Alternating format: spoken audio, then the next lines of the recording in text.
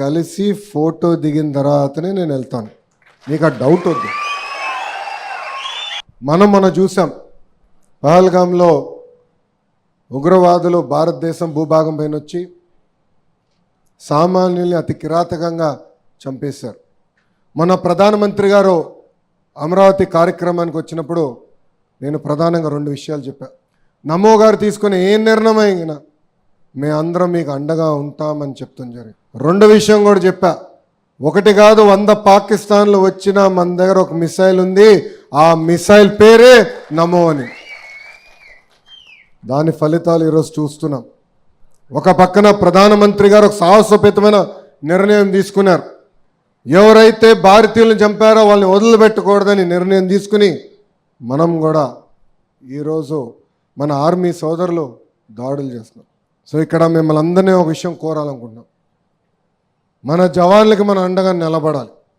వాళ్ళ ప్రాణాలు లెక్క చేయకుండా మన రక్షణ కోసం వాళ్ళు పోరాడుతున్నారు.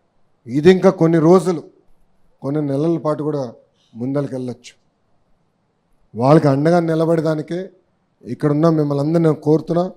నుంచుని పిడికలు బిగించి చేతులు పైకెత్తి వందే మాత్రం, నేను వందే అని చెప్తాను, మాత్రం అని మీరు 3 సార్లు చెప్పాల్సిందిగా మిమ్మల్ని అందరినీ కోరుకుంటున్నాం.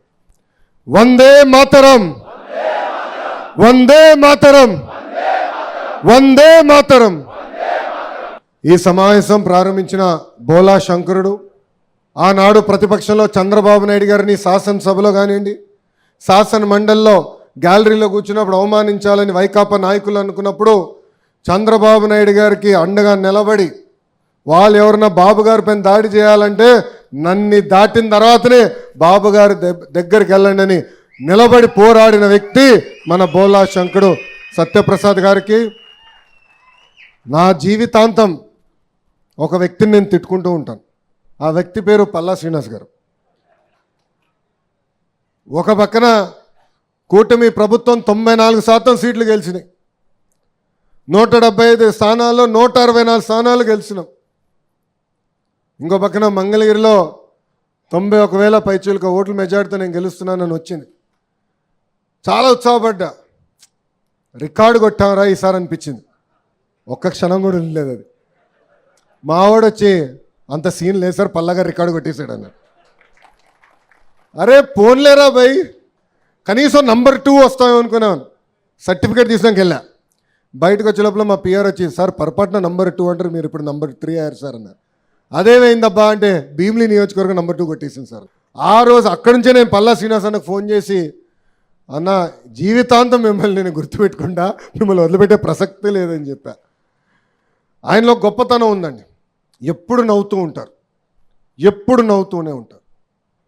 ఉత్తరాంధ్రలో నేను శంకరావం కార్యక్రమంకి వెళ్ళినప్పుడు కూడా అడిగాను కారులో, అన్న మీ బలం ఏంటి, ఎప్పుడు నవ్వుతూ ఉంటారు, ఎంత ఇసుకిచ్చినా ఇసుక రాదు, ఎంత ఎవరికి క్షణిక ఆవేశం ఉండదు, ఎట్లా మీకు ఇది చేయగలుగుతున్నారని అడిగినప్పుడు నవ్వుతూనే సమాధానం చెప్పాడు. ఆ నవ్వుతూనే అందరినీ పడేసిన వ్యక్తి మన రాష్ట్ర అధ్యక్షుల వారు పల్లా శ్రీనివాస్ గారికి. ఇంకో పక్కన ఎన్నికలప్పుడు మనకు అండగా నిలబడి, మనకు సమస్యలు ఉన్నప్పుడు మీకు ఇక్కడ ఉండి నవ్వుతాయి. రోజు కారులో ఆయన చెప్పారు, పార్లమెంట్లో నాకు ఎన్ని ఫోన్ కాల్స్ వచ్చినాయి, ఒక సత్యవేడులో అన్ని ఫోన్ కాల్స్ వచ్చినాయి సార్ అని చెప్పిన జోనల్ కోఆర్డినేటర్ దీపక్ రెడ్డి గారికి, మన పార్లమెంట్ అధ్యక్షువారు నరసింహ యాదవ్ గారికి, అబ్జర్వర్స్కి వచ్చిన చంద్రశేఖర్ గారికి, శ్రీపతి గారికి నా హృదయపూర్వక నమస్కారాలు తెలుపుకుంటూ, నేను పాదయాత్రలో చెప్పా, పాదయాత్ర తర్వాత కూడా చెప్పాను, అధికారికంగా ఏమైనా కార్యక్రమాలు చేయాలని వచ్చినప్పుడు ముందుగా ఉత్తమ కార్యకర్తల్ని, అదేవిధంగా క్లస్టర్ యూనిట్ బూత్ గ్రామ మండల అధ్యక్షులు కలిసిన తర్వాతనే కార్యక్రమాలు చేపడతానని ఆనాడు హామీ ఇచ్చిన హామీ మేరకు ఈరోజు మీ లోకేష్ మీ ముందర నిలబడుతున్నారు. కార్యకర్తలు లేనిది తెలుగుదేశం పార్టీ లేదు. ఆనాడు మనందరం చూసాం, పంచాయతీ ఎన్నికలు జరుగుతుంటే వైకాపాలు అన్ని రకాలుగా అవమానించి ఏకంగా మన చేతుల్లో ఉన్న నామినేషన్ పత్రాలు తీసుకెళ్లి చింపేయాలని ప్రయత్నించినప్పుడు ఒక తాతయ్య, ఎవరది, అంజిరెడ్డి తాత మీసాలు మెలేసి తొడగొట్టి రారా అని చెప్పారే.